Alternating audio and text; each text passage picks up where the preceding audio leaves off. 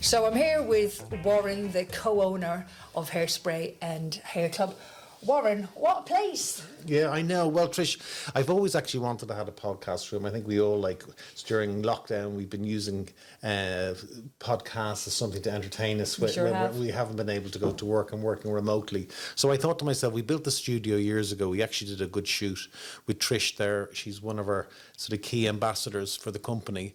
And so we did hair extensions, toppers and wigs. It was a good shoot, wasn't it? Oh, it was fabulous. Yeah, I loved it. And what I want to be able to do is when people come over like Raquel Welch and Kyle Kane and put them on the chair with Trish and actually talk about trends, talk about what the latest styles are, as opposed to constantly being in a sort of a hair room where we're filming. And that's sort of the general idea that is what I have, Trish, you know. Yeah. This is a wig that I'm wearing, and what a knockout this is. Yeah, I know. They're going to have to wrestle it off me. I don't want to leave.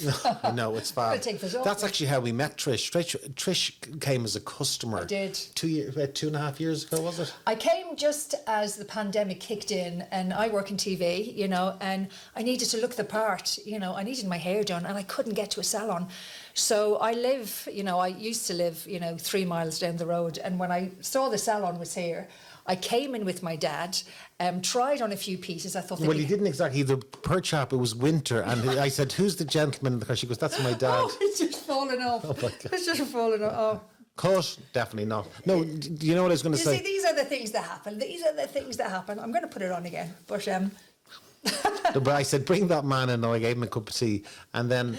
He did. He gave him a cup of tea. And my dad's never forgotten it. Amanda said... Trish would like to make a video, Trish doesn't mind making a video. Isn't that a laugh? And then Trish said, I'd love to, but I won't do it today because I've got my dad with me, which is understandable, but I'm going to come back another day. And that's how it sort of started, isn't it? Yeah, and, so I came in and just getting my wig on there. So I came in and the first piece I bought was very similar to this one, the Angelina. I couldn't believe that they made wigs like this. I thought wigs where, kind of old school, spot them a mile away. Not in this place. Now, am I right? I know I am because I said this before, but you have over 1,000 styles. 1,000? Yeah. I mean, that is mind-blowing, isn't it, really? Well, it's funny you say that because when you go to most salons who are have tried wigs or bringing it in through COVID, they're trying to increase a revenue stream, which is totally understandable. Yeah. There is a wig shortage at the moment. So luckily for us, a lot of the wigs that we've had in stock, we've had them prior to COVID. Mm-hmm. So we're getting customers back that maybe bought internationally or whatever that are coming through our doors again.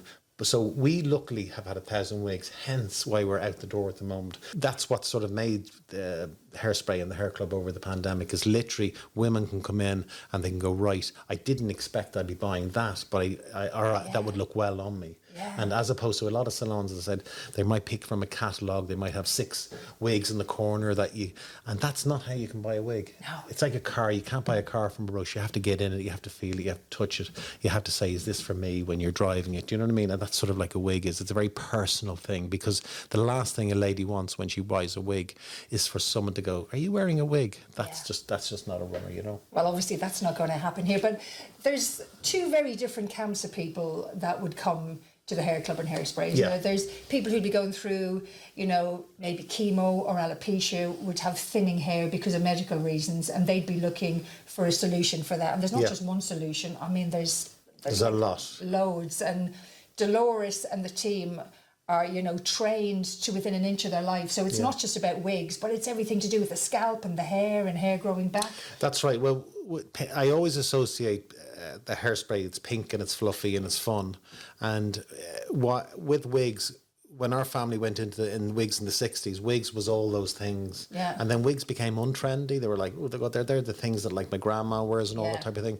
But when you have people like that have come on board over the last few years, we all know the Kardashians, where literally they are wearing wigs as just everyday life. All the time, yeah. So when they endorse something to say, this is okay, and I'm not using them as an example, there's tons of other artists and famous people that wear wigs. It's now got to the stage of wearing a wig, it doesn't have that stigma that it may have had 15 years ago. No, it's an accessory, isn't it? It's a fashion item, and why wouldn't you have it when you can put it on and it can look so good and so fabulous? And do you know, when we opened in 04, we opened in Bagot Street, and then we opened the first Hairspray in 06 in Wicklow Street. And when I said to people, well, the salon is going to be in the shop at the back, women were, well, I'm never getting my hair done because if I got, I'd be mortified. And now if you look how things, like people are getting like literally Botox online. People want... Botox online, how does that No, work? sorry, my apologies. I'm doing a live Botox session with my doctor. Okay. Yeah, and you're going, things have moved so fast that literally everything is go. You know what I mean? So it's a case of people have gone, you know what, it is what it is. And we also tried Trish in as well with some of the new Mayfair hair toppers. She looks stunning. And they're really nice, aren't they? Yeah, they're really, nearly everything looks fab. And Tricia, she's got one of those faces that everything looks... Only a mother could love.